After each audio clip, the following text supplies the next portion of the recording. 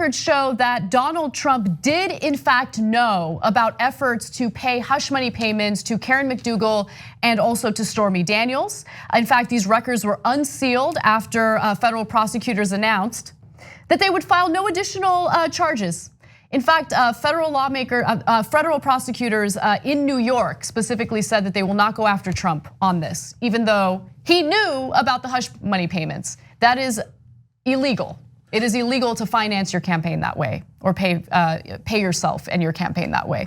Well, guys, like this doesn't make any sense. Michael Cohen's sitting in prison for 3 years for these same charges.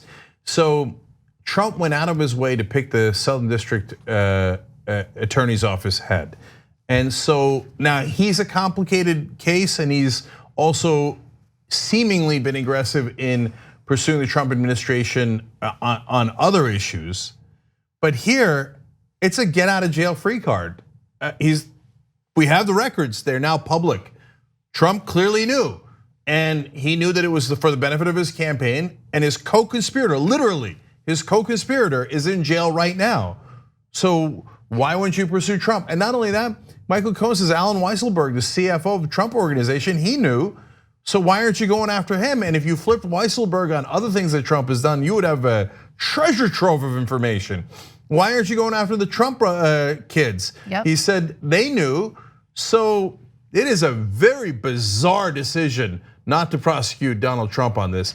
If they're saying, if they had something legitimate like, hey, we're gonna wait till he's out of office and then we might or might not indict, and gave some sense of that, then it would be interesting. But it looks like they are not going to ever pursue charges. Right, and there's now even more mounting evidence that Congress can use for impeachment, right? So these are, illegal campaign contributions. You have Trump using his charitable foundation to enrich himself.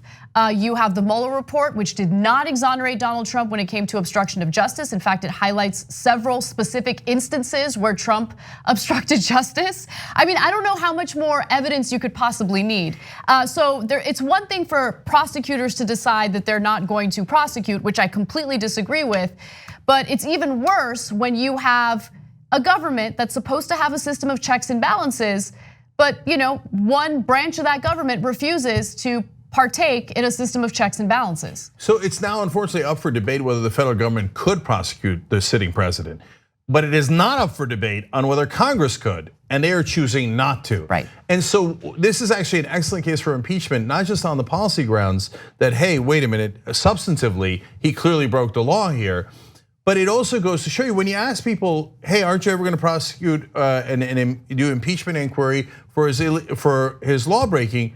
People legitimately go, what law breaking? Like they've heard of the obstruction charge and they're not sure about it because the Mueller report's been obscured by Attorney General Barr, Donald Trump, and Nancy Pelosi.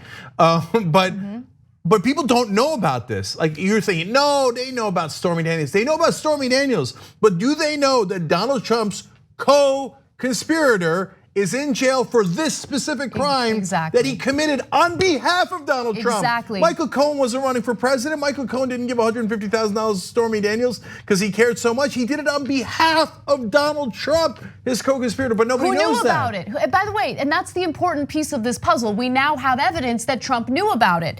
The unredacted versions of previously unpublished documents, according to Tommy Christopher at Mediaite, were released, and they revealed, among other things, calls between Trump, Cohen, and Hope Hicks, which the FBI says were for the purpose of keeping Daniels from going public. So they're discussing, we have evidence of them discussing these hush money payments. The FBI agent writing the warrant application wrote that, quote, based on the timing of these calls and the content of the text messages and emails, I believe some of these communications concern the need to prevent Clifford, Stormy Daniels, from going public. This is insane, it's insane. He is acting like he's above the law because he's treated as if he's above the law. When Comey and the Obama administration did not indict Hillary Clinton for the email situation, there was a national controversy over it. Here, you have a guy pretty much handpicked by Donald Trump, choosing not to prosecute Donald Trump when he has absolutely overwhelming evidence of law breaking, and his co-conspirators in jail, and everybody's like, ho hum. And one final part of this, the president's current lawyer, Jay Sekulow, offered a terse comment, case closed. This is the two-tier justice system in America. Certain people are above the law, they're treated as if they're above the law. The rest of us though, including people who worked for those who are now above the law, have to face the consequences of our actions. And it unfortunately says a message to people who would work with law enforcement, don't, because you're gonna go to jail, and the guy who ordered you to do the criminal action will not if he has enough power. It's gross. On the go? Don't worry, we got you covered. You can still listen to TYT at our new podcast network. Find us on Apple Podcasts, the Google Play Store, or at tyt.com/podcast.